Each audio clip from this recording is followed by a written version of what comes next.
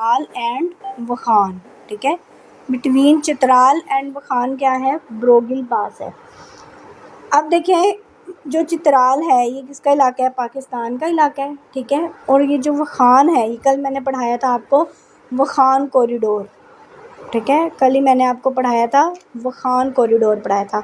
तो ये मैंने आपको बताया था कि जो वखान कॉरिडोर है ना ये वो स्ट्रिप है जो कि पाकिस्तान को ताजिकिस्तान से सेपरेट करती है, लेकिन बेसिकली ये किसका हिस्सा है, ये बेसिकली अफ़गानिस्तान का हिस्सा है, ठीक है।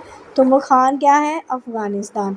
तो मतलब ब्रोगिल पास किसको जोड़ता है, पाकिस्तान को विद अफ़गानिस्तान।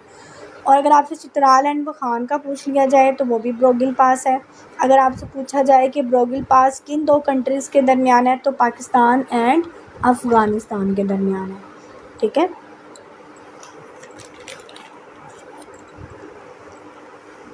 जैसे कि अब मैंने आपको पढ़ाया है यहाँ पे कि ये हमारे पास क्या था, यहाँ पे गिलगित बल्तिस्तान था, ठीक है। पढ़ाया ना, गिलगित बल्तिस्तान है, जीबी है। जीबी के साथ ही ना यहाँ से जो है हमारे पास स्टार्ट हो जाता है आगे, यहाँ से नीचे से स्टार्ट हो जाता है हमारे पास केपीके, ठीक है। केपीके का गिलगित बल्तिस्तान के साथ ना यहाँ पे इलाका है चित्राल का इलाका, ठीक है, चित्राल का इलाका है। फिर चित्राल के नीचे हमारे पास दीर है। तो ये जो चित्राल का इलाका है ना ये यहाँ पे ऊपर ही कल हमने पढ़ा था, यहाँ से ऊपर ये सारा ये अफ़गानिस्तान है, ठीक है। ये कौन सा इलाका है, यहाँ पे अफ़गानिस्तान है।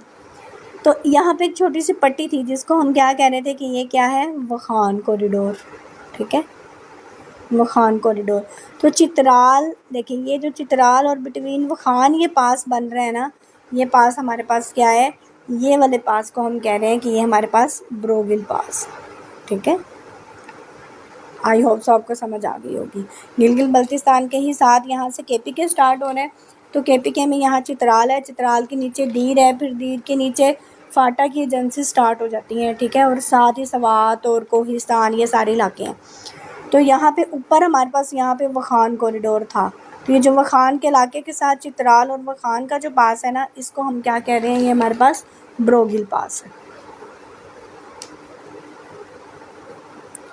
नेक्स्ट है दोरा पास। दोरा पास किसके बिटवीन है, बिटवीन चित्राल एंड नूरिस्तान। चित्राल आपको पता है पाकिस्तान का इलाका है, नूरिस्तान अफ़गानिस्तान का इलाका है। तो ये दोरा पास किसके बिटवीन है, बिटवीन पाकिस्तान एंड अफ़गानिस्तान या चित्राल एंड नूरिस्तान। और ये भी किस रेंज के अंदर है, ये हिंदू कश रेंज के अंदर है, क्योंकि अफ़गानिस्तान की बात हो रही है ना। कल हमने पढ़ा था कि जो जीबी से अफ़गानिस्तान की तरफ रेंज जा रही थी वो हमारे पास कौन सी रेंज थी, वो हमारे पास हिंदू कश रेंज थी, ठीक है। तो दोरा पास कहाँ पे है, हमारे पास हिंदू कश रेंज के अंदर है, हिंदू कश रेंज में है दोरा पास।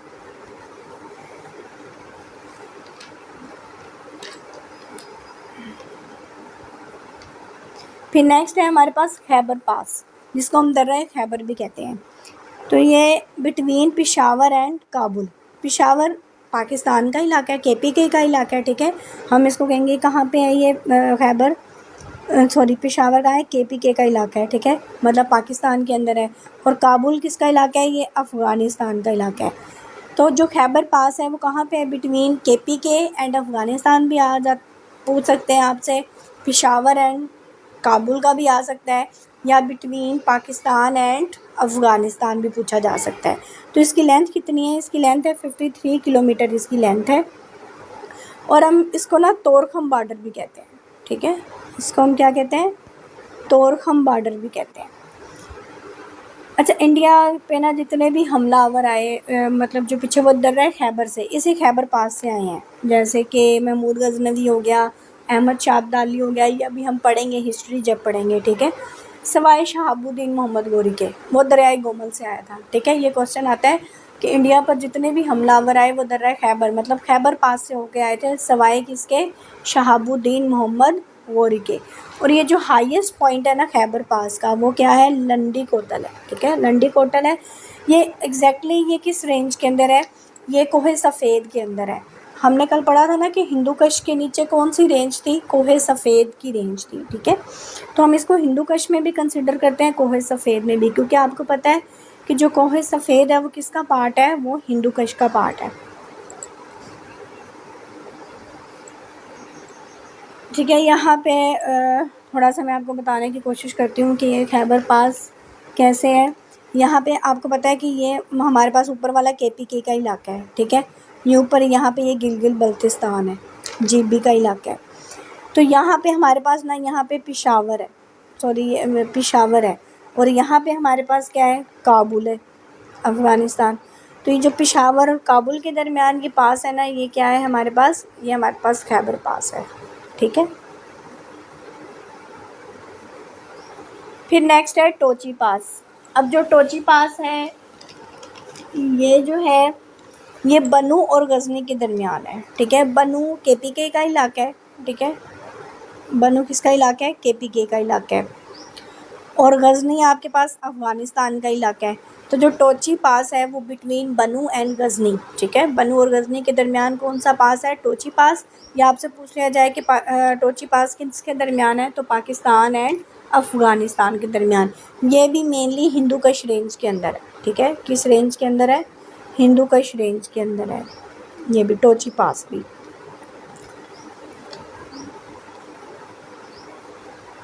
उसके बाद है गोमल पास, ठीक है। गोमल पास जो है ना, ये बिटवीन डेरा इस्माइल ख़ान एंड गजनी। डेरा इस्माइल ख़ान कहाँ पे है, KPK में, और गजनी अफ़गानिस्तान के अंदर है। तो आप कह सकते हैं डेरा इस्माइल ख़ान KPK एंड डेरा इस्माइल ख़ान और गजनी के दरमियान कौन सा पास है, गोमल पास है, या फिर हम इसको KPK और अफ़गानिस्तान भी बोल सकते हैं, ठीक है। ये गोमल पास है हमारे पास बिटवीन डेरा इस्माइल ख़ान एंड गजनी। फिर उसके बाद है बोलान पास। बोलान पास ये इसका बड़ा MCQs आता है कि ये किसके दरमियान है, तो ये है बिटवीन सिब्बी एंड कोयटा, ठीक है। बिटवीन सिब्बी एंड कोयटा है। ये हमारे पास किस रेंज के अंदर है, ये कोहे सलमान, कल हमने पढ़ा था ना, सलेमान रेंज पढ़ी थी, तो कोहे सलमान में ही टोबा काकड़ रेंज है। तो बोलान पास किसके अंदर है, टोबा काकड़ रेंज के अंदर। ये भी मतलब MCQs पूछा जाता है आपसे कि जो बोलान पास है वो कहाँ पे है, टोबा काकड़ रेंज में है, और ये किसके दरमियान है, सिब्बी एंड कोयटा के दरमियान है, ठीक है। सिब्बी और कोयटा दोनों सलेमान रेंज में है। जैसे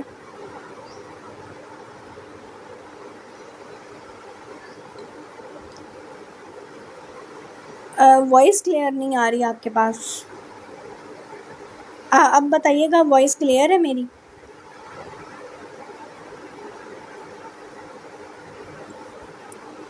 काइंडली एक स्टूडेंट बता दें कि वॉइस क्लियर है मेरी।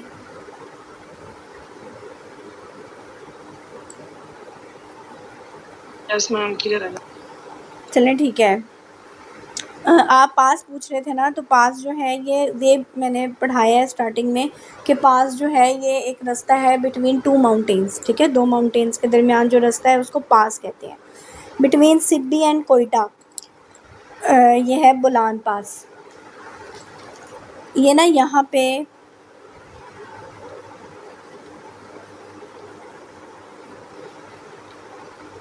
दो मिनट, ये मैं आपको बताती हूँ।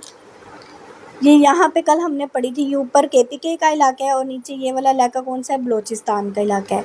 यहाँ पे कल हमने पढ़ी थी सलेमान रेंज, ये यहाँ पे सलेमान रेंज पढ़ी थी। तो यहाँ पे ना आपके पास यहाँ पे है सिब्बी है, ठीक है। ये S से लिख रही हूँ मैं सिब्बी को, साथ कोयटा है Q से, और साथ ही आपके पास चमन का इलाका है, ठीक है, C से लिख रही हूँ, ठीक है। सिब्बी का इलाका है, फिर कोयटा का इलाका है, और यहाँ पे आपके पास चमन का इलाका है।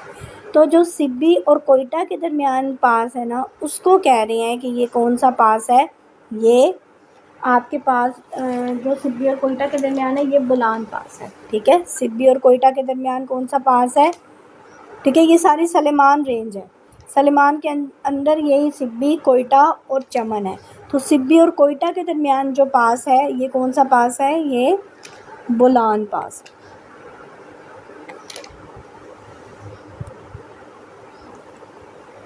नेक्स्ट है खोजक पास। तो खोजक पास जो है ये बिटवीन चमन एंड किला अब्दुल्ला, ठीक है। ये किसके दरमियान है? ये चमन और किला अब्दुल्ला के दरमियान है। ये भी सलेमान रेंज के ही अंदर है। अभी जैसे मैंने पढ़ाया था ये सलमान रेंज है, ठीक, सॉरी, ठीक है। अभी मैंने आपको पढ़ाया है कि ये जो सलेमान रेंज है ऐसे, ठीक है, इसके अंदर ये सिब्बी है, फिर ये कोयटा है, फिर ये चमन का इलाका है। तो इसी के ऊपर ना यहाँ पे किला अब्दुल्ला है, इसको मैं Q.A लिख रही हूँ, ठीक है। किला अब्दुल्ला है आपके पास। तो जो किला अब्दुल्ला और चमन के दरमियान है, ठीक है, चमन और किला अब्दुल्ला के दरमियान ये जो पास है ये क्या कहलाता है? ये कहलाता है ये खोजक पास, ठीक है। कौन सा पास है? खोजक पास। ये चमन और किला अब्दुल्ला के ऊपर है, सॉरी, चमन और कोयटा के ऊपर है किला अब्दुल्ला, ठीक है। ये कोयटा, ये चमन। तो जो चमन और किला अब्दुल्ला के दरमियान जो पास है ना, ये क्या है आपके पास? खोजक पास है।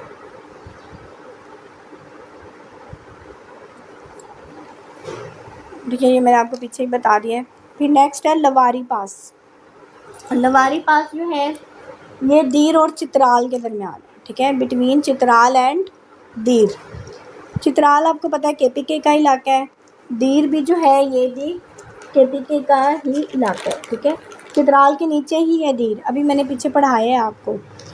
तो बिटवीन चित्राल और दीर कौन सा पास है? लवारी पास है। अभी मैंने आपको पढ़ाया था कि यहाँ पे आपके पास जो है ना वो गिलगित बल्तिस्तान है, GB का इलाका है, ठीक है। GB के इलाके के साथ यहाँ से ही आपके पास KPK स्टार्ट हो रहा है और ऊपर ये वो खान कॉरिडोर और ये सारा अफ़गानिस्तान है। तो यहाँ पे आपके पास क्या था? चित्राल है, ठीक है। चित्राल के नीचे ही आपके पास क्या है? दीर है। फिर दीर के नीचे ही यहाँ पे बाजोड़ एजेंसी, फाटा की एजेंसी स्टार्ट हो जाती हैं। ये दीर के साथ यहाँ पे आपके पास सवात है, ठीक है। तो जो चित्राल और दीर के दरमियान पास है ना, ये वाला पास, इसको क्या कह रहे हैं? ये कौन सा पास है? ये लवारी पास, ठीक है। ये गिलगित बल्तिस्तान का इलाका है, इसके साथ ही KPK स्टार्ट हो रहा है। पहले चित्राल है, फिर दीर है, यहाँ पे फाटा की एजेंसी बाजोड़ है, ठीक है, बाजोड़ स्टार्ट हो जाती है, फाटा ऐसे नीचे, और फिर यहाँ पे दीर के साथ आपके पास यहाँ पे सवात है। तो चित्राल और दीर के दरमियान कौन सा इलाका है? सॉरी, पास है, लवारी पास है, ठीक है। यहाँ पे आपके पास ना लवारी टनल है। अब ये जो पासिस है ना ये नेचुरली हैं, ठीक है, नेचुरली मेड है, लेकिन जो टनल्स है ना, ये टनल्स जो हैं ये मैन मेड है। तो यहाँ पे आपके पास ना लवारी टनल है। फिर उसके बाद अगला जो पास है आपके पास, सॉरी, वो है शंदूर पास, ठीक है। शंदूर पास जो है ना ये बिटवीन चित्राल एंड गिलगित बल्तिस्तान, ये किसके दरमियान है? चित्राल और गिलगित बल्तिस्तान के दरमियान है। और ये कौन सी रेंज है? ये अभी वही रेंज आ रही है, मैंने आपको पढ़ाया था ना, गिलगित बल्तिस्तान से की वेस्ट में जाएंगे, मतलब अफ़गानिस्तान की तरफ, तो क्या है? हिंदू कश रेंज है। तो ये शंदूर पास भी आपके पास किस रेंज में है? हिंदू कश रेंज में है। मैं आपको मैप के ज़रिए समझा रही हूँ तो आपको पता होना चाहिए कि अब ये पास किस रेंज में आ रहा है। जैसे मैंने पीछे वो पढ़ाए हैं बुलान वगैरह, सिब्बी, कोयटा, तो वो सारे सलेमान रेंज में आ रहे थे, ठीक है। तो ये ऊपर की तरफ है ना और ये वेस्ट की तरफ है, तो वेस्ट की तरफ हमारे पास कौन सी रेंज है? हिंदू कश रेंज है। और यहाँ पे ना शंदूर में ही हमेशा चित्राल फेस्टिवल होता है, यहाँ पे चित्राल फेस्टिवल होता है। ये भी आपसे क्वेश्चन पूछा जा सकता है। चित्राल फेस्टिवल कब होता है? 26 जुलाई को, ठीक है, 26 जुलाई को यहाँ पे चित्राल फेस्टिवल होता है। फिर नेक्स्ट है मालाकंड पास। अच्छा, यहाँ पे ना मैं आपको बता देती हूँ, ये जैसे ये था आपके पास गिलगित बल्तिस्तान था, ठीक है। यहाँ से आपके पास क्या स्टार्ट हो रहा है? KPK, और यहाँ ऊपर से वखान कॉरिडोर, और ये सारा अफ़गानिस्तान था, यहाँ पे अफ़गानिस्तान है। तो ये साथ यहाँ पे चित्राल था। तो अभी मैंने यही पढ़ाया ना कि जो चित्राल और गिलगित बल्तिस्तान के दरमियान ये जो पास है ना, ये वाला पास, ये आपके पास शंदूर पास है, ठीक है। चित्राल और गिलगित बल्तिस्तान के दरमियान जो आपका पास है, ये चित्राल के नीचे फिर दीर का इलाका है, ठीक है। तो चित्राल और दीर के दरमियान अभी हमने पीछे पढ़ा कौन सा पास था? लवारी पास। लेकिन चित्राल और गिलगित बल्तिस्तान के दरमियान कौन सा पास है? ये शंदूर पास है। उसके बाद है मालाकंड पास, ये है बिटवीन मालाकंड एंड पिशावर। अब मालाकंड और पिशावर के दरमियान जो पास है ये मालाकंड पास है। अच्छा, ये जो यहाँ पे ऊपर गिलगित बल्तिस्तान है, यहाँ पे मैंने आपको पढ़ाया है कि यहाँ से क्या स्टार्ट हो रहा है, ये चित्राल है, फिर दीर का इलाका है, यहाँ से फाटा की एजेंसीज़ हैं, यहाँ पे आपके पास दीर के साथ ही यहाँ पे क्या है, सवात है, ठीक है। सवात के नीचे आपके पास जो है ना वो मालाकंड है। अगर जूम मीटिंग बंद हो जाए तो आप दोबारा से ज्वाइन कर लीजिएगा, ठीक है। मालाकंड है, ठीक है। मालाकंड के नीचे आपके पास यहाँ पे 4 सद्दा है, 4 सद्दा है, ये लिख लीजिएगा साथ साथ, ठीक है। 4 सद्दा है, 4 सद्दा के पास यहाँ पे आपके पास पिशावर है, ठीक है, पिशावर का इलाका है। तो अब ये जो पिशावर और मालाकंड के दरमियान पास है ना, ये कौन सा पास है, ये मालाकंड पास है, ठीक है। पिशावर और मालाकंड के दरमियान कौन सा पास है, ये आपके पास मालाकंड पास है। और इसी के साथ ही ना एक और, तो जो दरगाही पास मैं आपको पढ़ा रही थी यहाँ पे ना, जहाँ पे हम पढ़ रहे थे, ये है बिटवीन मालाकंड और मर्दान के दरमियान है, ठीक है। दरगाही पास जो है ये मालाकंड और मर्दान के दरमियान है, जहाँ पे अभी हमने पढ़ा था ना 4 सद्दा का इलाका था, ठीक है। ये यहाँ पे अभी हमने पढ़ा था कि ये मालाकंड का इलाका है, ठीक है। मालाकंड के नीचे क्या था आपके पास, 4 सद्दा था, ठीक है। वो मैं दोबारा ड्रा नहीं कर रही हूँ। 4 सद्दा के साथ ही ना आपका यहाँ पे मर्दान का इलाका था, ठीक है, मर्दान का इलाका है। और मर्दान के नीचे यहाँ पे पिशावर है। तो पिशावर और मालाकंड के दरमियान हमने पढ़ा था कौन सा पास था, मालाकंड पास था। और मालाकंड और मर्दान के दरमियान जो पास है ये कौन सा पास है, दरगाही पास है, ठीक है। ये आपने याद रखना है कि जो मालाकंड और मर्दान के दरमियान जो पास है ये कौन सा पास है, ये दरगाही पास है। उसके बाद ये सारे इम्पोर्टेंट हैं, इनको आपने इसी तरह फिंगर टिप्स पे याद कर लेना है। थोड़ा सा मैप को जहन में रख के करेंगे ना तो आपको इजीली याद हो जाएगा। अभी ना लेक्चर के बाद मैं आपके साथ एक छोटी सी वीडियो शेयर करूँगी, हैंडमेड थोड़ा सा मैं आपको मैप बना के और उसके वो सारे मतलब सारे 1 बाय 1 सारे पासेस बना के ना एक हैंडमेड मैप रजिस्टर पे बना के मैं आपको एक वीडियो छोटी सी बना के दूँगी। इंशाल्लाह उसके बाद आपको अच्छी तरह समझ आ जाएगी, दोबारा कभी भी नहीं भूलेंगे ये पास। तो वो मैं ये लेक्चर के बाद आपको जो है ना वो रिकॉर्ड करके भेज दूँगी। बाबूसर पास किसके दरमियान है, बिटवीन गिलगित और एबटाबाद के दरमियान, ठीक है। गिलगित और एबटाबाद के दरमियान कौन सा पास है, ये बाबूसर पास है। अब ये देखें, ये ईस्टर्न साइड पे चला गया। ईस्टर्न साइड पे हमारे पास कौन सी रेंज थी, वो तो ऊपर की तरफ कराक्रम थी ना, तो साथ हमारे पास कौन सी रेंज थी, हिमालय रेंज थी। तो जो बाबूसर पास है ना ये किस रेंज में है, ये हिमालय रेंज में है, ठीक है। गिलगित को एबटाबाद के साथ मिलाता है, या हम कह सकते हैं कि गिलगित को इस्लामाबाद के साथ भी जो है ये मिलाता है। यहाँ पे ना ये जो यहाँ पे गिलगित बल्तिस्तान है ना, ठीक है, और दरमियान में ये गिलगित है, ठीक है, दरमियान में ये गिलगित है। और गिलगित बल्तिस्तान के ना नीचे जब भी मैंने आपको पढ़ा रही थी कि ये सवात है, सवात के साथ ही ना कोहिस्तान है, ठीक है। ये मैं सिर्फ एक एक लेटर लिख रही हूँ। कोहिस्तान है, कोहिस्तान के साथ ना यहाँ पे मानसहरा है, मानसहरा के साथ यहाँ पे एबटाबाद है, ठीक है, यहाँ पे एबटाबाद है। और एबटाबाद के बाद ना यहाँ पे हरीपुर है, और हरीपुर के साथ यहाँ पे इस्लामाबाद है, ठीक है, छोटा सा, यहाँ से ये पंजाब यूँ रेंज है। तो जो गिलगित और एबटाबाद के दरमियान ये जो पास है ना, ये कौन सा पास है, ये बाबूसर पास है, ठीक है। तो गिलगित और गिलगित और एबटाबाद के दरमियान जो पास है ये कौन सा पास है, ये बाबूसर पास है। उसके बाद है बुर्जिल पास, ये किसके दरमियान है, बिटवीन स्कर्दू एंड श्रीनगर, ठीक है। स्कर्दू और श्रीनगर के दरमियान जो पास है वो कौन सा है, वो बुर्जिल पास है। और ये भी कौन सी रेंज है, हिमालय रेंज है, ठीक है, हिमालय रेंज है।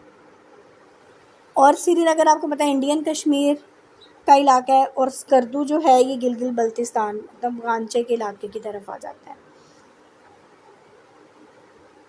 ये यहाँ पे मैं आपको ज़रा बताती हूँ, ये गिलगित, ये हमारे पास गिलगित बल्तिस्तान है, ठीक है। ये मैंने आपको बताया था कि दरमियान में गिलगित का इलाका है। गिलगित के साथ ही यहाँ पे स्कर्दू था और यहाँ पे ही गांचे का इलाका था, ठीक है। और इसके साथ ही आपके पास ना यहाँ पे कश्मीर का इलाका है। ये यहाँ पे पाकिस्तानी कश्मीर है और ये यहाँ पे इंडियन कश्मीर है।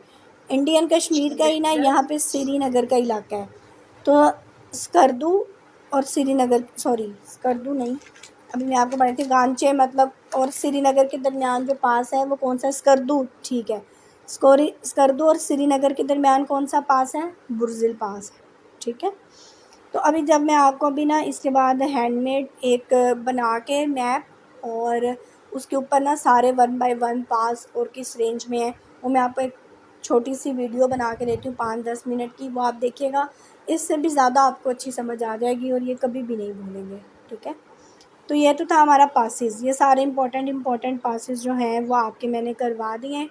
इनको आप फिंगर टिप्स पे याद कर लीजिएगा, ठीक है। तो ये इसके साथ आज हमारा ज्योग्राफी का जो एक और टॉपिक था ना वो था डैम्स। तो उसे हम आज डिस्कस नहीं कर रहे क्योंकि जब हम पढ़ेंगे ना रिवर्स, मेरे ख्याल से कल का लेक्चर है शायद हमारा रिवर्स का या परसों का, तो जब हम रिवर्स स्टडी करेंगे ना तो रिवर्स के अंदर हम जो है ना वो डैम्स मतलब साथ साथ ही पढ़ लेंगे कि कौन से रिवर पर कौन सा डैम है, ठीक है। वो भी मैप के ज़रिए हम पढ़ेंगे कि हर रिवर को मैं आपको मैप के ज़रिए पढ़ाऊँगी कि ये जो है ये रिवर जा रहा है और इसके ऊपर ये डैम है या ये बराजेस है, ठीक है। डैम्स और बराजेस को हम रिवर्स के साथ ही कवर कर लेंगे। अब हम नेक्स्ट जो है ना जो हमारा कंप्यूटर का टॉपिक था आज, साथ आउटपुट एंड इनपुट डिवाइसेस, उनको ज़रा डिस्कस कर लेते हैं।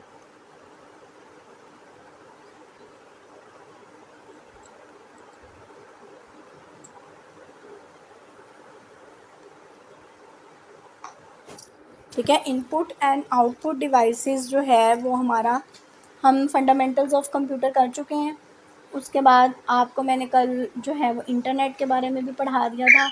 ईमेल पे मैंने आपको एमसीक्यूज़ भेजने थे, वो भी मैं आज आपको इंशाल्लाह वो मैं कंपाइल कर रही हूँ तो वो भी मैं आज आपको इंशाल्लाह भेज दूँगी। आज हमने जो पढ़ना है ना वो इनपुट एंड आउटपुट डिवाइसेस पढ़ना है। अच्छा, इनपुट क्या होता है? इनपुट मैंने जब फर्स्ट लेक्चर पढ़ाया था ना तो मैंने उसमें पढ़ाया था कि इनपुट जो होता है ना, इनपुट वो हम कोई भी चीज़ जो हम कंप्यूटर को देते हैं मतलब एज अ इंस्ट्रक्शन की फॉर्म में, और आउटपुट क्या होता है जो कंप्यूटर हमें देता है एज अ इंफॉर्मेशन, ठीक है। हम, हाँ सॉरी फॉर इनकन्वीनियंस, मीटिंग का टाइम एंड हो गया था इसलिए अब दोबारा ज्वाइन करें आप, आई थिंक सो बाकी भी ज्वाइन कर लें, सिर्फ 2 मिनट वेट कर लेते हैं।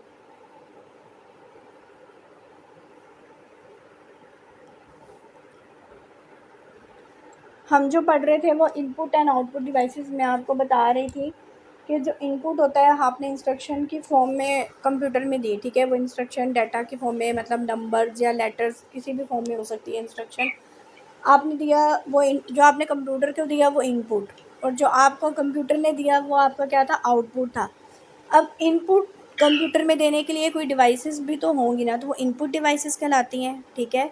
और जो कंप्यूटर जिस फॉर्म में हमें इंफॉर्मेशन देता है वो आउटपुट डिवाइसेस हैं। तो अब हमने देखना है कि इनपुट डिवाइसेस कौन सी हैं और आउटपुट डिवाइसेस कौन सी हैं। अच्छा, इनपुट जो है ना मतलब डाटा या कोई इंस्ट्रक्शन दे रहे हैं, डायरेक्टली कोई यूज़र दे रहा है, ठीक है। और इनपुट डिवाइस क्या है, वो हार्डवेयर है जो मतलब इनपुट प्रोवाइड करता है कंप्यूटर को। हार्डवेयर वो होता है ना फिज़िकल, जिसे हम फिज़िकली टच कर सकते हैं, कंप्यूटर्स के ऐसे पार्ट जिसे हम फिज़िकली टच कर सकते हैं वो क्या है, हार्डवेयर कहलाते हैं। अब हम इनपुट डिवाइसेस को देखते हैं कौन कौन सी हैं इनपुट डिवाइसेस। तो पहले नंबर पे हमारे पास कीबोर्ड। अब कीबोर्ड ये most commonly use input device है। अगर आपके पास एमसीक्यूज़ आता है कि most commonly used input device कौन सी है तो वो कीबोर्ड है। फिर पॉइंटिंग डिवाइसेस, इसमें माउस वगैरह आ जाते हैं, ठीक है, ट्रैक बाल्स, स्कैनर्स, बारकोड रीडर वगैरह, ओएमआर एम, ये सारे कहाँ पे आते, ये स्कैनर्स में। इमेज कैप्चर डिवाइसेस मतलब जो वेब कैमरा, डिजिटल कैमरा वगैरह, ये इमेज कैप्चर डिवाइसेस हैं। इसी तरह ऑडियो कैप्चर डिवाइसेस। अब हम 1 बाय 1 इसको देख लेते हैं। सबसे पहले हमारे पास कीबोर्ड, ये मोस्ट कॉमन इनपुट डिवाइस है, ये भी मैंने बताया आपको। इसके ऊपर करैक्टर्स भी हैं, नंबर्स भी हैं, सिंबल्स भी हैं, ठीक है। टाइपराइटर कीबोर्ड भी होते हैं, न्यूमेरिक कीपैड। और अच्छा, इसके ऊपर ना कुछ स्पेशल कीज़ हैं। पहली कौन सी आपने देखा होगा, कीबोर्ड यूज़ किया होगा, उसके ऊपर कीज़ होती हैं, तो नेविगेशन कीज़ है। नेविगेशन कीज़ कौन सी कीज़ होती हैं, जो ये वाली, ठीक है, ये वाली जो कीज़ होती हैं, ये सारी क्या, इन कीज़ को हम क्या कहते हैं, ये कौन सी कीज़ हैं, नेविगेशन कीज़ हैं, ठीक है। उसके बाद फंक्शन कीज़, अब F1 से लेकर F12 तक, F1 से लेकर F12 तक कौन सी कीज़ हैं, फंक्शन कीज़ हैं। जिसका माइक ऑन है ना, काइंडली अपना माइक ऑफ कर लें, ठीक है। F1 से लेकर F12 तक क्या है हमारे पास, ये फंक्शन कीज़ हैं। अब हम थोड़ा सा आप देख लें कि F1 किसके लिए यूज़ होती है। F1 यूज़ होती है हेल्प, ठीक है, ये साथ साथ लिखते जाएं। F2 किसके लिए यूज़ होती है, जब हमने किसी भी फाइल को रीनेम करना हो, ठीक है। F2 किसके लिए यूज़ होती है, रीनेम के लिए। F1 हेल्प के लिए, F2 रीनेम के लिए। F3 यूज़ होती है सर्च के लिए, ठीक है। F3 यूज़ होती है सर्च के लिए। F5 यूज़ होती है रिफ़्रेश करने के लिए, रिफ़्रेश, ठीक है। F5 रिफ़्रेश करने के लिए। उसके बाद है F9। F9 मतलब आपने कोई भी चीज़ सेलेक्ट की हुई है, अगर आपने उस सिलेक्शन को रिमूव करना है तो आप कौन सी की दबाएंगे, F9, टू रिमूव सिलेक्शन, ठीक है, टू रिमूव सिलेक्शन।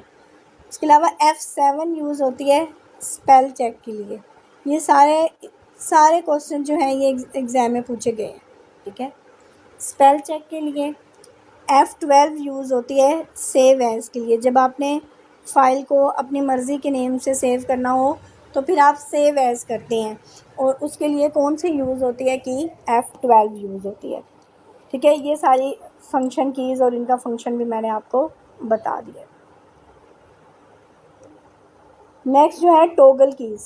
अच्छा, जो टॉगल कीज़ होती हैं ना, ये हमारे पास काम करती हैं ऑन और ऑफ़ का, ठीक है, एक्ट लाइक अ स्विच, कि स्विच के तौर पर काम करती हैं।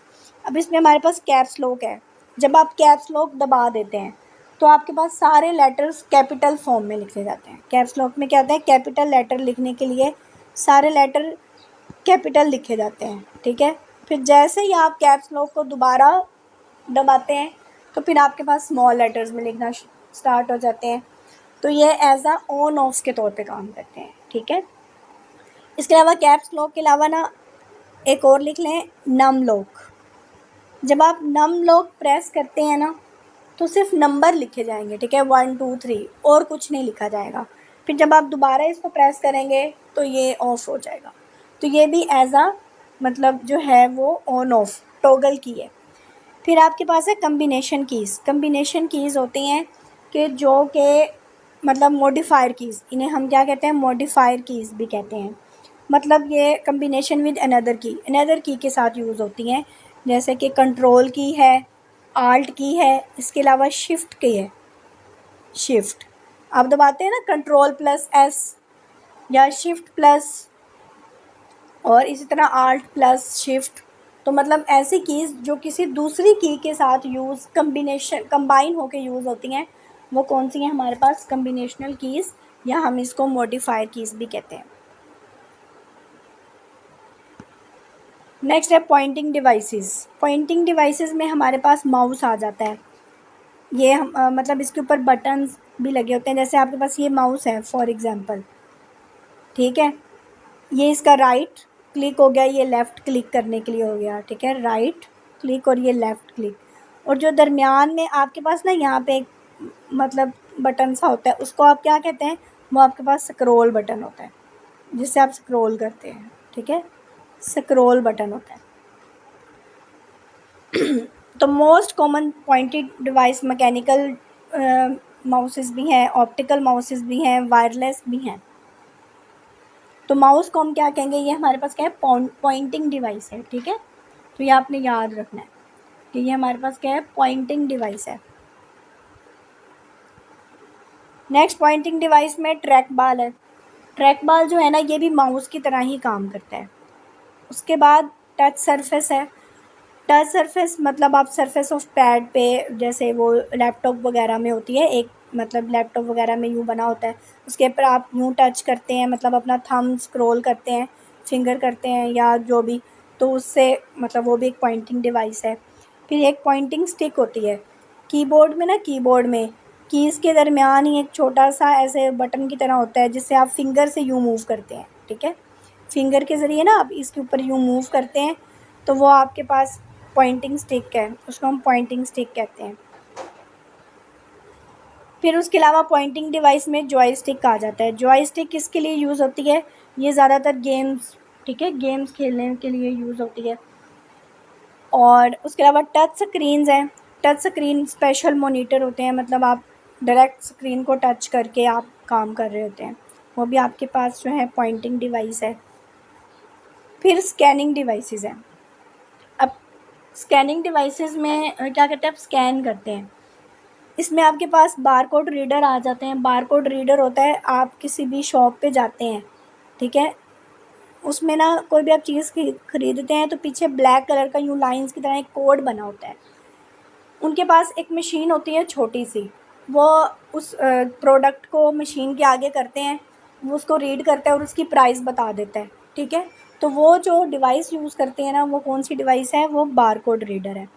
इसके अलावा करैक्टर एंड मार्क रिकॉग्निशन होता है, इसको कहते हैं MICR, magnetic ink character recognition, या हम इसको कहते हैं मैग्नेटिक इंक करैक्टर रीडर, ठीक है। ये बैंक के चेक वगैरह में होता है। बैंक के चेक में ना एक बार सा होता है, ऐसे बैंक का चेक होता है ना, तो ये लास्ट में ऐसे एक बार कोड होता है। तो जो बैंक वालों के पास मशीन है ना, वो रीड करती है, वो कौन सी होती है, मैग्नेटिक इंक करैक्टर रीडर होता है, ठीक है। इस इसी तरह आपके पास एक और भी होता है स्कैनिंग डिवाइस, ये वही आ गया जो मैंने अभी आपको पढ़ाया है, बारकोड रीडर, ठीक है। इस तरह से आपके पास जो है वो प्रोडक्ट के पीछे ये ऐसे कोड होता है, वो मशीन, जिस मशीन के आगे करके कोड रीड करते हैं ना, जो मशीन इस कोड को रीड करती है, उसे कहते हैं बारकोड रीडर, और ये ज़्यादा ये शॉप्स वगैरह में यूज़ होता है। अच्छा, उसके बाद ये तो मैंने आपको पढ़ा दिया, मैग्नेटिक इंक करैक्टर रिकॉग्निशन। एक होता है OMR।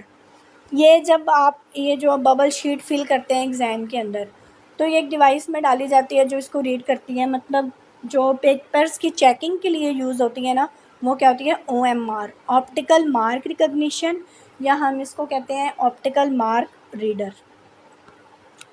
उसके बाद है इमेज कैप्चरिंग डिवाइसेस, ये भी इनपुट डिवाइसेस में आ जाता है। इमेज कैप्चरिंग डिवाइसेस में आपके पास डिजिटल कैमरा आ जाता है, डिजिटल वीडियो कैमराज आ जाते हैं, वेब कैम्स आ जाते हैं, ठीक है। तो ये आपके पास image capturing devices input devices हैं ये।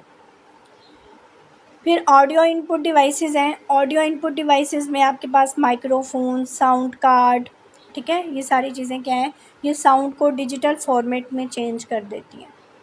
ये सारी थी हमारे पास इनपुट डिवाइसेस। अब हम देखते हैं आउटपुट डिवाइसेस। तो जो हमारे पास आउटपुट डिवाइसेस हैं, कॉमन आउटपुट डिवाइसेस हैं, मॉनिटर, प्रिंटर, प्लॉटर, वॉइस, ये हमारे पास क्या है, आउटपुट डिवाइसेस हैं। अब हम मॉनिटर को देख लेते हैं। मॉनिटर ये फ्रिक्वेंटली यूज्ड आउटपुट डिवाइस है, इसको हम VDU भी कहते हैं, विजुअल डिस्प्ले यूनिट, ये साथ साथ लिख लें, ठीक है। VDU किसका एब्रीवेशन है, विजुअल डिस्प्ले यूनिट। इसका जो साइज़ मेजर करते हैं ना, मॉनिटर का जो साइज़ मेजर करते हैं, वो हम यूँ डायगनली मेजर करते हैं, ठीक है, डायगनली हम इसका मेजर करते हैं। कॉमन साइजेस 15, 17, 19, 21 इंचज़ है। अच्छा, इसकी क्लैरिटी कैसे इंडिकेट की जाती है, रेजोल्यूशन से। रेजोल्यूशन कहते हैं number of dots on screen, ठीक है, number of dots on screen क्या है, रेजोल्यूशन है। जितने ज़्यादा अच्छे पिक्सल्स होंगे, जितने पिक्सल्स होंगे, मोर पिक्सल्स, ठीक है, पिक्सल्स में ये मैयर होती है। तो जितने अच्छे पिक्सल्स भी ये कहते हैं, जितने अच्छे पिक्सल होंगे उतनी बेटर क्लैरिटी आएगी। अच्छा, मॉनिटर की टाइप्स हैं। जो हमारे पास पहले यूज़ होते थे ना, वो थे कैथोड रे ट्यूब। इससे आपका एब्रीविएशन पूछ लिया जाता है कि CRT किसका एब्रीविएशन है, तो ये कैथोड रे ट्यूब का एब्रीविएशन है, ठीक है। अब हमारे पास फ्लैट पैनल मॉनिटर्स भी आ गए हैं। उसके बाद है प्रिंटर्स। प्रिंटर्स हमारे पास ना दो तरह के हैं। एक होते हैं इम्पैक्ट प्रिंटर और एक है नॉन इम्पैक्ट प्रिंटर, ठीक है। इम्पैक्ट प्रिंटर और नॉन इम्पैक्ट प्रिंटर। ये जो इम्पैक्ट प्रिंटर है ना, ये क्या करता है, मतलब पेपर पे टच करता है, मतलब पेपर को टच करके प्रिंट लेता है, ठीक है। पेपर को टच करके प्रिंट लेता है। और जो नॉन इम्पैक्ट प्रिंटर है ना, ये नो टच, ये पेपर को टच नहीं करता, ठीक है। ये आपने याद रखना है कि इम्पैक्ट प्रिंटर क्या है, पेपर को टच करके प्रिंट लेता है, लेकिन नॉन इम्पैक्ट प्रिंटर पेपर को टच नहीं करता। हमारे पास यहाँ पे है इंकजेट प्रिंटर। इंकजेट प्रिंटर जो है ना, ये हमारे पास किसकी एग्जांपल है, इसमें इंक जो होती है ना, ये लिक्विड फॉर्म में होती है। इंक किस फॉर्म में होती है, लिक्विड फॉर्म में होती है। और ये हमारे पास किसकी एग्जांपल है, ये नॉन इम्पैक्ट प्रिंटर की है, नॉन इम्पैक्ट प्रिंटर की है। इसी तरह हमारे पास लेज़र प्रिंटर है। इसमें जो हमारे पास इंक होती है ना, वो पाउडर फॉर्म में होती है, ठीक है। और ये भी किसकी एग्जांपल है, ये भी नॉन इम्पैक्ट प्रिंटर की एग्जांपल है, ठीक है। Inkjet printer non impact printer है और इसमें इंक जो होती है लिक्विड फॉर्म में होती है। लेज़र प्रिंटर हमारे पास नॉन इम्पैक्ट प्रिंटर है और इसमें इंक हमारे पास पाउडर फॉर्म में होती है। बाकी थर्मल प्रिंटर्स हैं, इसमें हीटेड एलिमेंट यूज़ किए जाते हैं। नेक्स्ट है डॉट मैट्रिक्स प्रिंटर। अब ये जो डॉट मैट्रिक्स प्रिंटर है ना, ये हमारे पास एग्जांपल है इम्पैक्ट प्रिंटर की, ठीक है। इम्पैक्ट प्रिंटर की एग्जांपल है। इसमें क्या करते हैं कि डॉट मैट्रिक्स प्रिंटर ना, ये रेलवे वगैरह में यूज़ होते हैं, एक एक करके टाइप करते हैं, ठीक है। एक एक करके, इसकी इतनी अच्छी क्वालिटी नहीं होती। चेन प्रिंटर जो है, ये नेटवर्क्स के अंदर यूज़ होते हैं। उसके अलावा प्लॉटर्स आ जाते हैं। ये जो मैप्स और ये जो फ्लैक्स वगैरह आप बनाते हैं ना, ये हाई क्वालिटी प्रिंटर होते हैं, ठीक है। प्लॉटर वेक्टर ग्राफिक्स के लिए यूज़ होते हैं। अच्छा, यहाँ पे ना इम्पैक्ट प्रिंटर की डॉट मैट्रिक्स के साथ एक और एग्जांपल है लाइन प्रिंटर। अच्छा, लाइन प्रिंटर जो है ना, ये एक एक लाइन करके प्रिंट करता है और जो डॉट मैट्रिक्स है, ये एक एक करके, मतलब एक एक करेक्टर करके टाइप करता है। उसके अलावा ऑडियो आउटपुट डिवाइसेस हैं, MP3 फाइल्स में कन्वर्ट कर देती हैं, साउंड कार्ड्स वगैरह यूज़ होते हैं। तो ये सारी जो थी ना, ये आपके पास इनपुट और आउटपुट डिवाइसेस थी। इन्हें आप अच्छे तरीके से देख लीजिएगा। आई होप आप लोगों को समझ आ गई होगी। लेक्चर की रिकॉर्डिंग मैं आप लोगों के साथ शेयर कर दूँगी रात तक। जो लोग लेक्चर नहीं ले सके वो ले सकेंगे। ये जो हमारे रजिस्टर्ड मेंबर्स हैं, ठीक है, उनकी तो रोज़ क्लासेस होंगी। जिन लोगों ने अभी तक अपनी रजिस्ट्रेशन नहीं करवाई, अगर आपको लगता है कि सेशन से आपका फ़ायदा होगा, 3 क्लासेस मैं फ्री दे चुकी हूँ, ठीक है, तो आप लाजमी ज्वाइन कीजिएगा। अगर आपको लगता है कि आपका इससे फ़ायदा नहीं होगा, तो आप बिल्कुल ज्वाइन ना कीजिएगा। तो ये लास्ट फ्री क्लास थी। जो रजिस्ट्रेशन करवाना चाहता है वो आज करवा सकता है। कल से फिर कोई भी किसी भी मेंबर को रजिस्टर नहीं किया जाएगा, ठीक है। और बाकी मेंबर्स की वैसे ही क्लासेस होंगी थ्रू स्केड्यूल, जैसे हम चल रहे हैं, ठीक है। आई होप आपको समझ आ गई होगी। क्लास को एंड करते हैं। जी, और इसको आप अपने फ्रेंड्स के साथ, अगर आपको अच्छा लगा है कि हाँ वाकई आपका इससे फ़ायदा हो सकता है, तो इसको लाजमी अपने फ्रेंड्स के साथ शेयर करें, ताकि अगर कोई रजिस्ट्रेशन करवाना चाहता है तो वो आज या कल दोपहर तक करवा सकता है, ठीक है। कल की क्लास से पहले पहले आप रजिस्ट्रेशन करवा सकते हैं। चलिए ठीक है, मैं क्लास को एंड करती हूँ। रिकॉर्डिंग आपके साथ शेयर कर दूँगी। कोई क्वेश्चन हो तो वो आप ग्रुप में पूछ सकते हैं। ओके, अल्लाह हाफिज़।